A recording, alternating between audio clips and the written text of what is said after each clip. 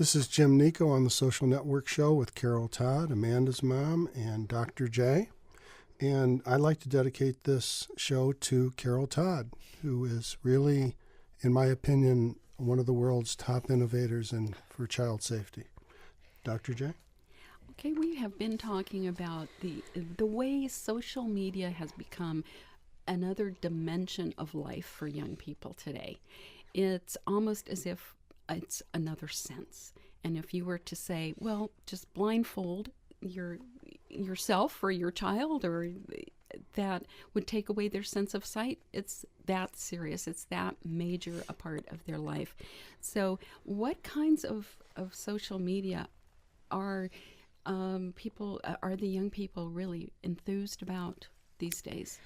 Well, when Amanda, I think about 3 years ago, Facebook was probably one of the major players in the social media network because it was out there. Kids were on it. It was easy to get onto. Even though 13 is the age where most of these networks that you can be on, you should be at least 13 years old. I've seen that there are lots of kids younger on these social media sites, not only Facebook, but we talk about Tumblr, we talk about Instagram, we talk about Ask FM. These are the ones the kids are using now. I've heard from older teenagers that they're finding Facebook a lot of work to maintain and upkeep and keeping up with the feeds and everything.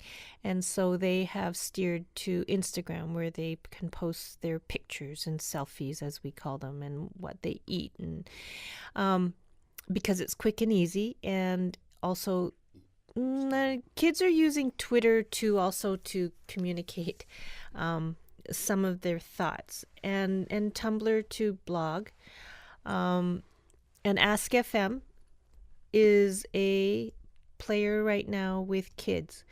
However, through messages that I've been getting from parents and articles that I've seen around the world and even locally in my city of Vancouver, BC, Ask FM is not... There's lots of questions related to that social media site for the reason that there can be anonymous posters, and these anonymous posters are asking questions that are quite they're on the fringe of harassment, sexual harassment, and even to the point where people who post on Ask FM are telling kids that they don't like to die, and why don't you kill yourself? How long will it be? And when you have fragile teenagers these days, those aren't, in no time are those the appropriate questions to ask. But you add it to someone who's already fragile, it just escalates the emotional well-being of that person. So I think Ask FM is based out of Latvia in Russia. There's been deaths associated with kids using the site. There is a button that you can click so that you don't receive anonymous questions. There's many kids out there who choose not to click that button. And they answer those questions. And the barrage keeps coming. And so, as much as there's some safeguard measures out there, and as we said, social media sites, when they're developed, they were never made with children in mind, but I don't think that anyone who is of sane mind and soul would actually make a product that was going to be used to harass someone to the point of telling them to die.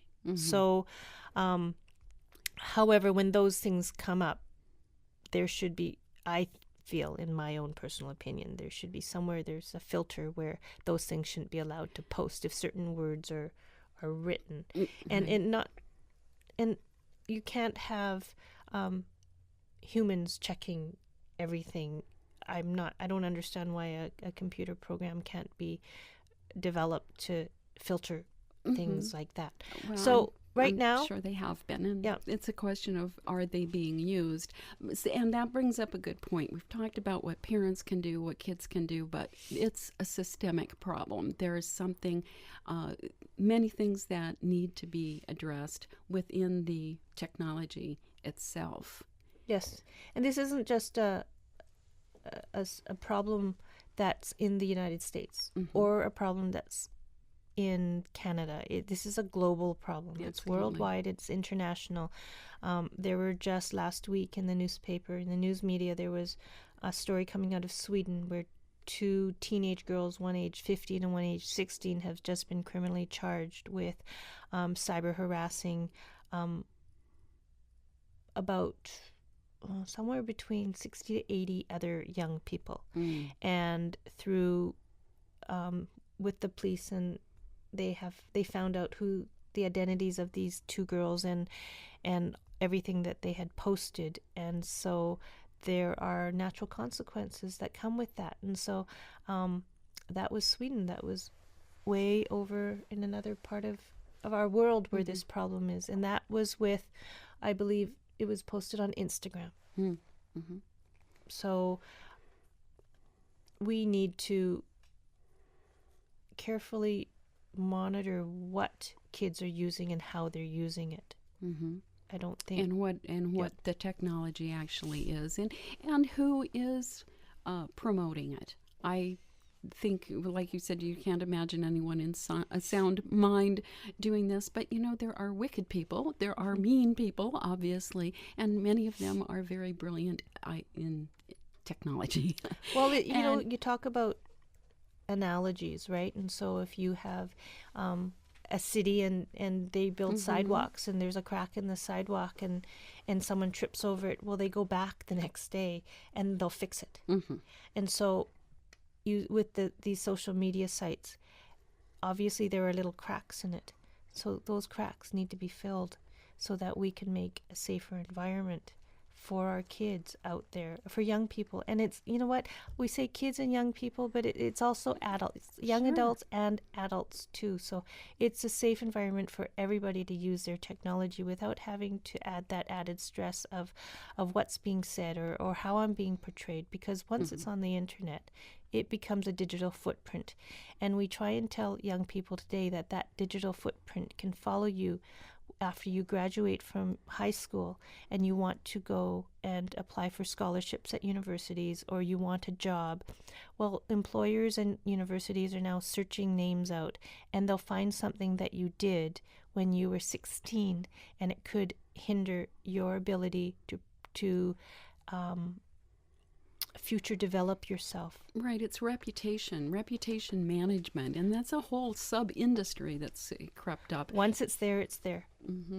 And, well, a lot of times because it's been gathered by data aggregators, it may not end up being accessible anymore, but they have the data, and like as in the case with making screenshots and so forth of what's gone on.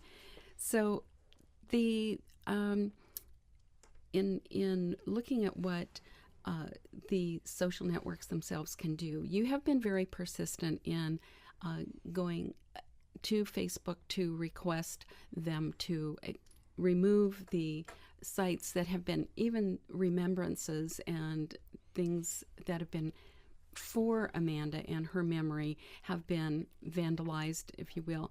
And maybe we can go on to talk about that in our next segment, what the response has been, how that eventually there has been some response, but what we can possibly do to make that more effective and in a more timely manner in the future.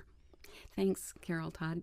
And we are Jim Nico and Jane Karwoski, Dr. J, and we will be back with more on what has happened with the efforts to remove the offensive sites from Facebook.